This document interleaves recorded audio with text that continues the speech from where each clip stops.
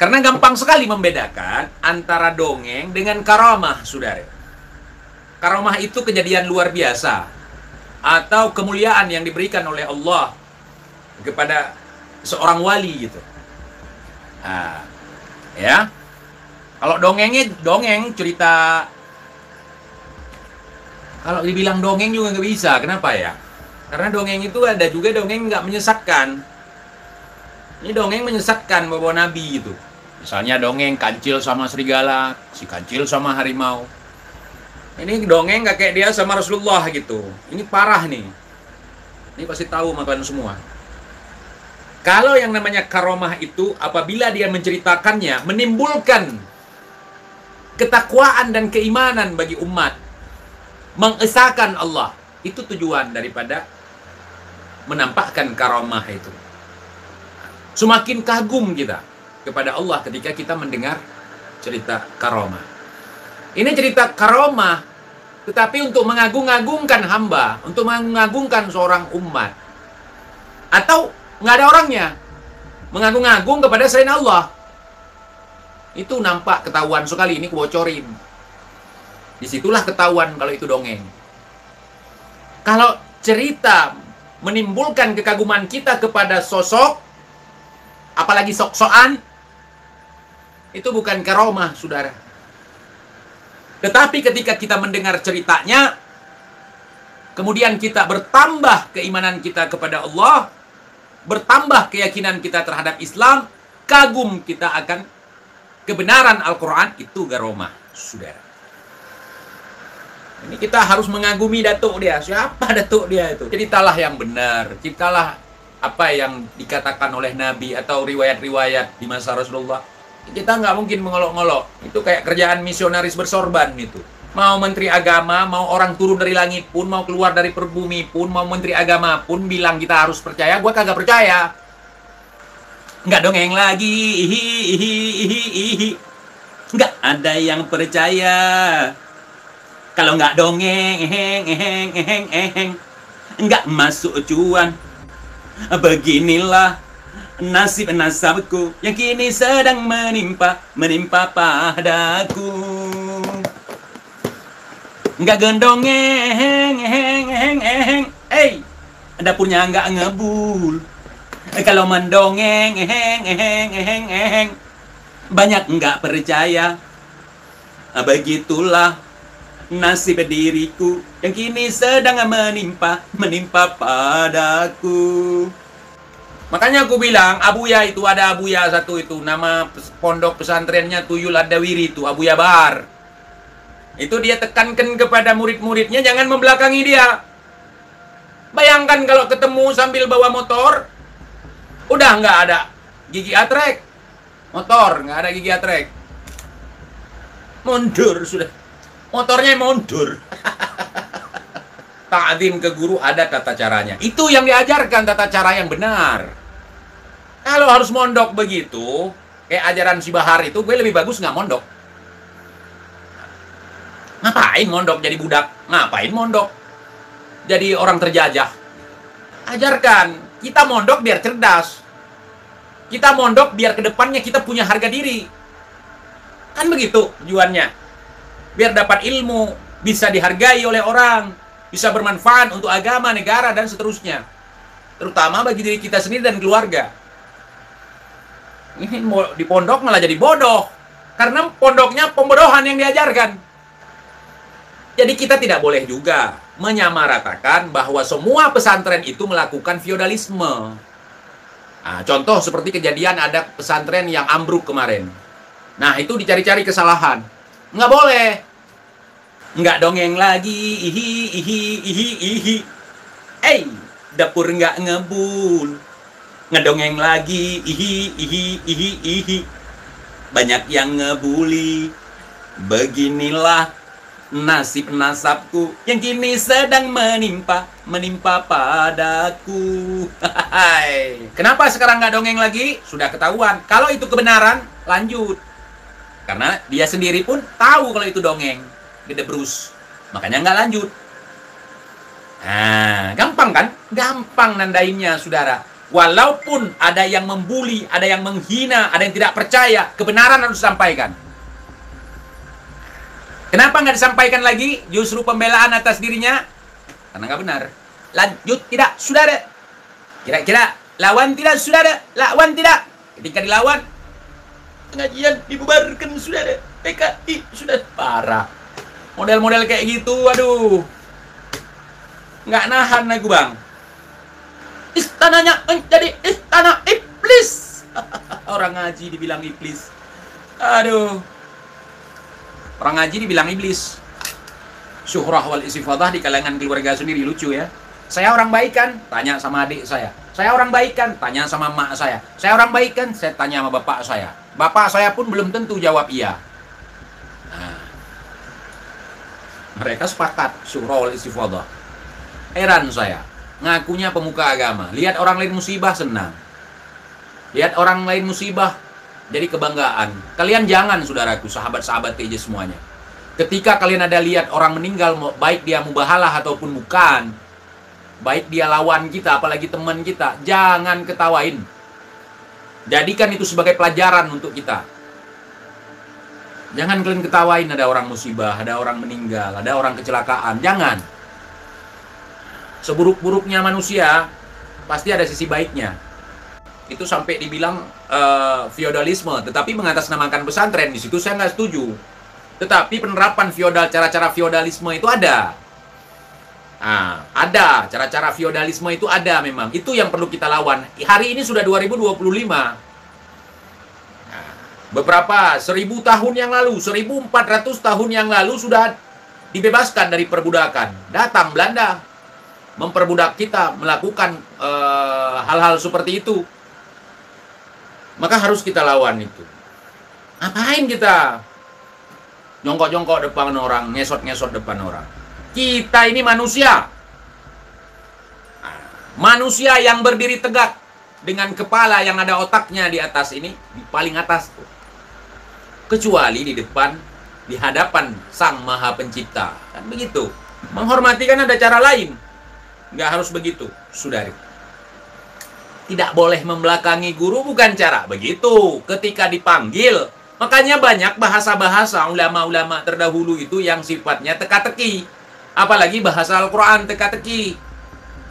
Tidak boleh membelakangi guru. Maksudnya, kalau ente dipanggil oleh gurumu, datang segera. Jangan membelakanginya. Jangan kau pergi kemana, gurumu di mana. Itu maksudnya, jangan membelakangi. Bukan jalan begini-begini.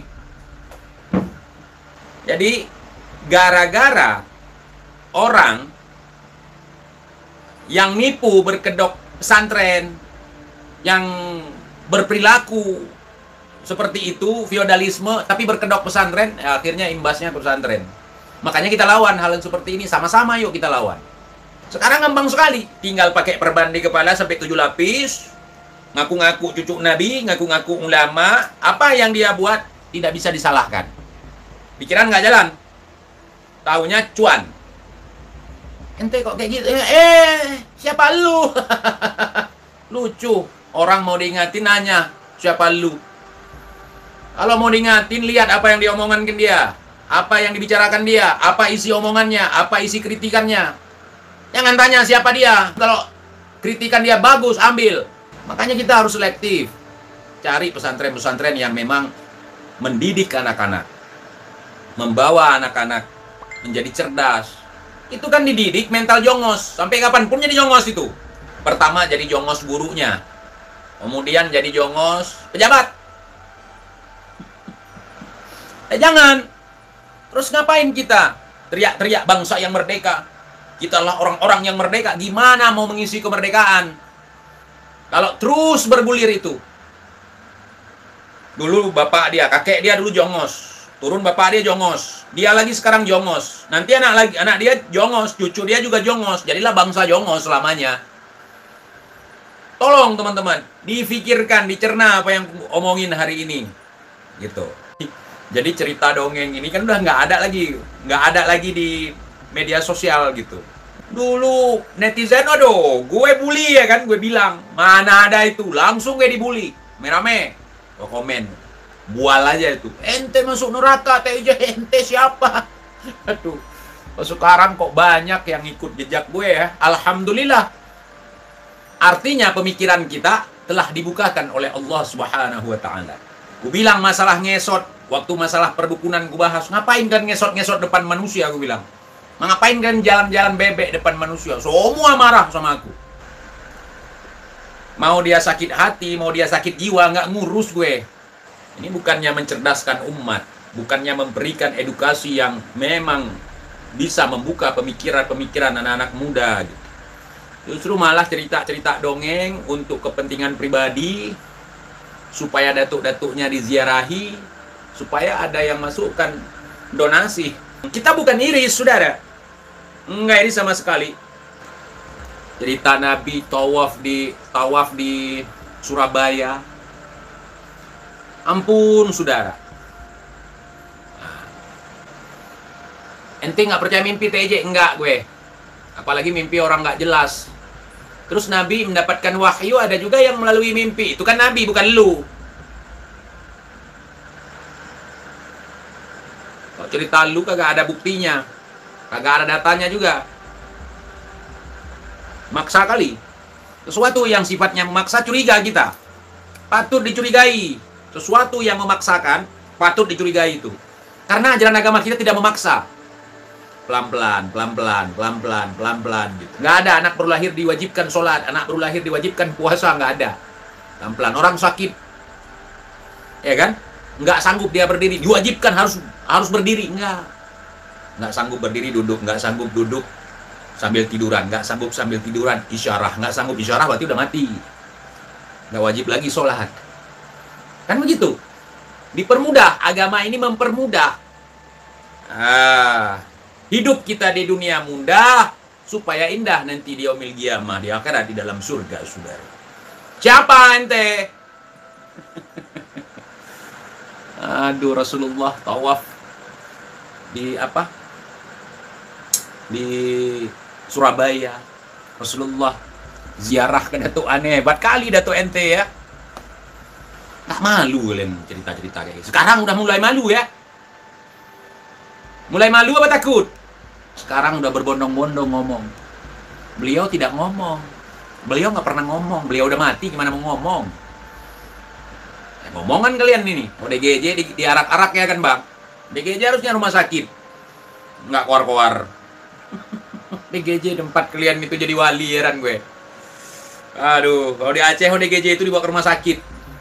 Nggak ada jadi wali. Jangankan jadi wali. Wali gutub, jadi wali nikahnya nggak bisa ODGJ. Sungguh heran, sungguh heran. ODGJ jadi wali, sungguh heran. Heran saya. Saya bukan kali ini, bukan baru-baru ini ngomong ini. Saat saya membahas perdukunan itu yang double itu, saya bahas juga. Tempat kalian, ODGJ jadi wali, gue bilang. Marah. DJ rasis, DJ benci orang Jawa katanya. Hah? Sekarang lihat sendiri. Apa yang kalian dapatkan dari itu? Bualan, bulian. Soal ngesot, saya nggak tahu. Mungkin itu tradisi di Pulau Jawa atau tradisi orang Jawa gitu. Saya nggak tahu. Makanya saya tidak mengkomentar terlalu keras di situ. Ya kan? Tetapi di kami di sini nggak ada ngesot di depan orang gitu. Mau dia raja, mau dia siapapun, nggak ada. Serasa saya juga nggak ada tradisi di sana.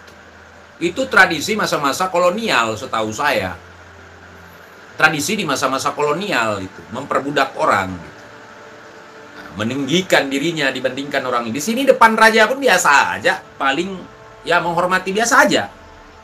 Enggak sampai pun kayak apa, kayak orang ruku ya. Apalagi sujud nggak dibolehkan.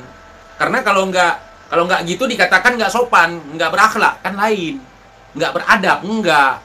Justru kalau begitu orang yang kita perlakukan begitu, ya kita nggak beradab gitu. Sisi kemanusiaannya cacat di situ, saudari. Misalnya ada tukangnya, santrinya dia kebetulan lagi nggak ngaji, misalnya mau bantu, silahkan. Dulu saya punya kakek, anak punya kakek, banyak anak-anak ngaji di rumah dia. Bukan pondok ya, bukan pondok pesantren, di rumah, ajari ngaji. Jadi kalau siap puasa mau lebaran itu, masih puasa mau lebaran itu datang gotong royong rame-rame bersihin, buat kue macam-macam, nggak disuruh. nggak disuruh, nggak juga dilarang. Malah mereka yang bikin kue kreatif ini itu segala macam bersih-bersih, dikasih lah kuenya, mungkin dimasakin makanan buat berbuka puasa gitu. Itu bukan feodalisme, saudara. Bentuk kepatuhan, bentuk rasa terima kasih seorang murid kepada guru gitu. Tapi kalau udah cium-cium kaki, udah nggak bener itu. Udah kayak Firaun itu. Di Aceh ada 1-2 juga yang mulai cium-cium lutut, ku tengok. Gimana rasanya kalau kita diciumin lutut sama orang lain? Aku nggak mau jawab. Diciumin tangan aja kita ya. Ciumin tangan aja, perasaan kita gimana? Kita lebih baik dari dia. Kalau di sini kita ngomong gini, kalian jangan ria. Kita diingatkan, guru kita bilang gini, kita jangan ria. Kita semuanya jangan ria. Nggak boleh, kamu jangan ria, nggak boleh. Kenapa? Ketika kita ngomong begitu, kita melakukan ria itu sendiri. Merasa bangga kita lebih hebat dari dia. Sampai kata-kata diatur, saudara. Kalian jangan ria. Seolah-olah dia udah sempurna sekali gitu. Nah, begitu, saudari. Tapi kalau ada TV yang ngomelin, yang ngomongin pondok pesantren kayak gitu, kan nggak terima. Karena nggak semua pondok seperti itu.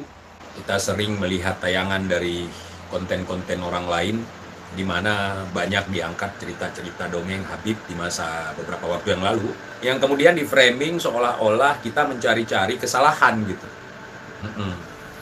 Padahal kita tahu, tanpa kita cari pun udah berseliwiran di beranda media sosial sudah.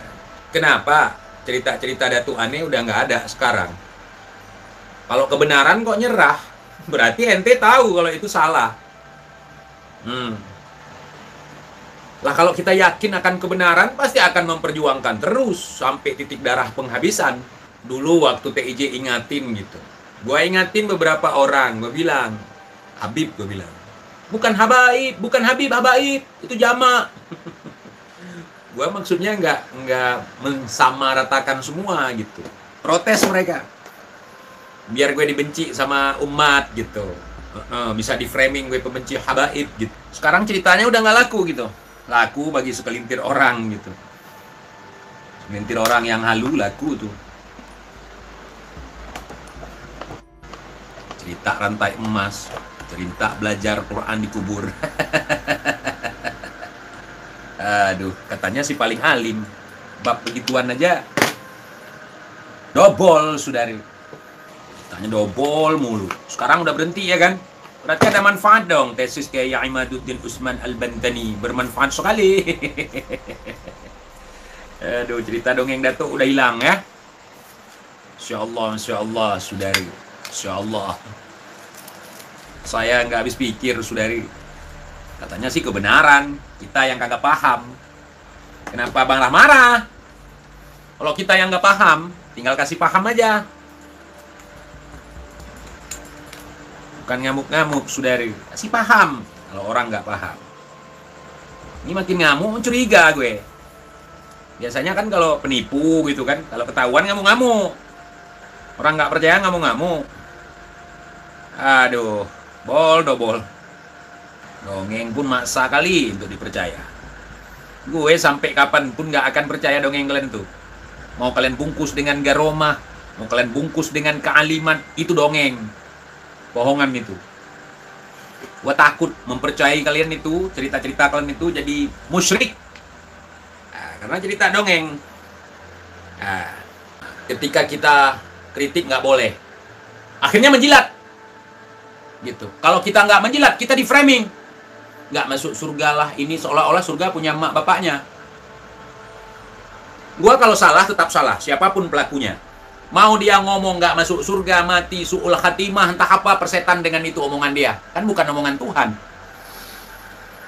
Kecuali yang kita lakukan itu memang betul-betul sesuatu yang tidak terpuji, yang bertentangan dengan ajaran baginda Nabi, saudara. Itu baru kita khawatirkan, saudara. Ini yang ngomong pun nggak jelas matinya gimana. Maaf sebelumnya, kenapa saya merasa banyak yang memusuhi saya? Gimana sudut pandang abang letak salah saya? Saya nggak tahu, Bang. Karena saya nggak nyari tahu siapa yang memusuhi saya. Mau dia musuhi saya, mau dia yang berteman dengan saya, bodoh amat. Nah, yang bisa saya jadikan teman, yang bisa jadikan teman ya udah bodoh amat. Abang kalau mikir gitu stres abang jadinya. Mikir kenapa dia memusuhi aku, kenapa dia nggak suka sama aku, kenapa dia... Itu bagian daripada kehidupan di dunia. Apalagi hari ini. Kalau nggak ada duit, setan pun nggak mau berteman denganmu. Kalau lu ada duit, setan pun bilang saudara lu. Dan kita nggak usah bingung dengan itu. Nggak usah gimana caranya harus dapat duit. Mau haram juga nggak apa-apa. Yang penting banyak teman. Jangan. Biasa aja kita. Orang mau musuhi kita, orang mau cinta. Udah. Yang datang bagus, terima. Yang datang nggak bagus juga kita terima. Terima. Ya, kita tetap terima dengan cara baik. Nggak usah ambil pusing hal seperti itu, Bang. Makanya, kalau saya los aja. Kalau lu mau berteman sama gue silahkan. Nggak mau berteman ya nggak apa-apa. Lu berteman jujur. Jangan nipu TKW mengatasnamakan gue. Manfaatkan nama gue gitu. Lu kan orang besar, orang hebat. Lu punya pondok, lu punya datuk, lu punya ini, punya itu. Kenapa Dawir pakai nama gue? Contohnya Sodik Alatos. Nah, katanya punya pondok, katanya datuknya orang hebat, katanya begini, katanya begitu. Tapi katanya bukan faktanya. Faktanya nyari uang atas nama gue. Jangan didik bawahanmu dengan cara yang beringas, tetapi didik dia dengan tegas. Kalau kamu didik dengan beringas, dia akan jadi penjilat. Tapi kalau kamu didik dia dengan tegas, dia akan disiplin. Apa yang dilakukan salah, apa yang dilakukan salah, sampai jalan pun harus ngesot, sampai ini jalan bebek, sampai tidak boleh membelakangi, harus gini terus. Oh, dia mau lakuin itu bukan karena kemauan dan keinginan dia, tetapi dia ingin menjilat kepadamu. Pantaskah kalian caci maki orang? Kami nggak nyaci maki orang di sini. Majikan kau itu tukang caci maki orang. Nggak dihina, minta dihina. Sudah dihina, nangis-nangis. Jangan hina saya, caci maki saya. Korban mubahalah masuk neraka apa surga? Aku nggak tahu, Bang. Itu rahasia Allah. Tetapi di dunia aja udah laknat. Maaf ya. Secara kasat mata, di dunia aja sudah dilaknat. Heran saya. Manusia ketemu manusia macam kambing conge. Membuat dirinya macam kambing conge.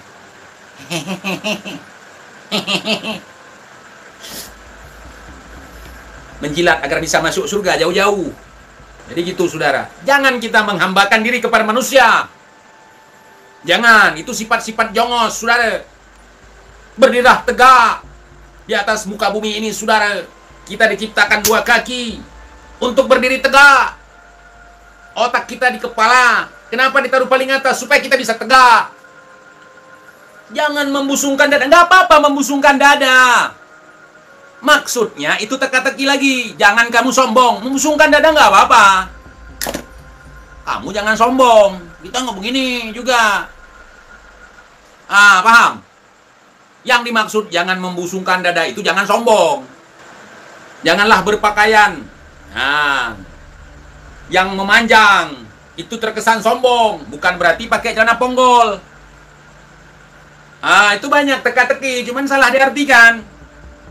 Pakai baju, pakai jaket bulu di siang hari. Bencong! Kan bencong itu bertolak belakang dengan manusia pada umumnya, saudara. Ya kalau Habib sama aja dukun. Kalau menurut gue, Habib-Habib yang cerita khurafat itu sama aja dukun. Kan Gufron bilang, kalau malaikat mungkar nangkir bisa diusir sama dia. Kalau Habib, bedanya apa?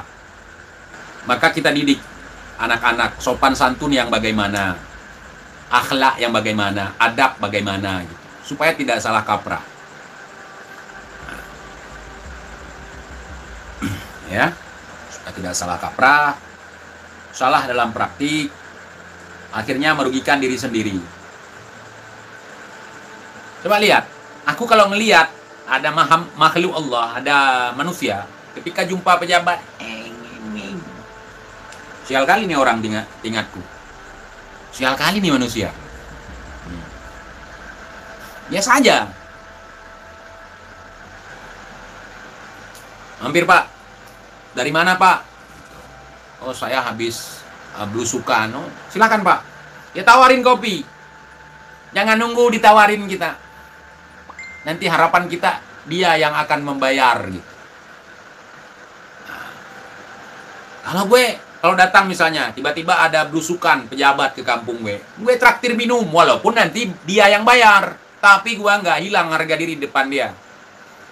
Nah, misalnya kalian petani kayak gue nih, ada misalnya Menteri Pertanian atau Dinas Pertanian datang ke tempat kalian, mampir Pak, biasa aja, nggak usah nunduk kayak orang salah. Itu bawahan kita, bukan kita bawahan mereka guys. Nah, biasa aja, mampir Pak, ngopi Pak. Nah, kalau gue nunggu dia datang nyalamin gue nggak mau rebutan salaman, enggak. Berarti ente sombong, Tin. Nah, sombong gitu. Berarti nggak paham sombong itu apa. Nah, kecuali ada pengemis datang, udah renta, cacat lagi, itu baru ku datangi. Bisa jalan Pak, nampak Pak. Nah, aku antarin itu. Ini orang sehat, gagah lagi. Ya kan? Banyak duit lagi. Kok kita rebutan buat nolongin dia gitu? Bodoh amat bagi gue itu. Cobalah kalian datang ke kampungku. Apakah orang-orang akan bangun misalnya ketika engkau berpakaian bagus, bermobil mewah gitu? Biasa aja. Tadi kau bilang jangan caci orang. Kau bilang kami orang tersesat. Kami tersesat di jalan yang terang, bukan tersesat di makam. Woi Bal, data mana data? Bentar. Data. Sekarang udah punya data aku.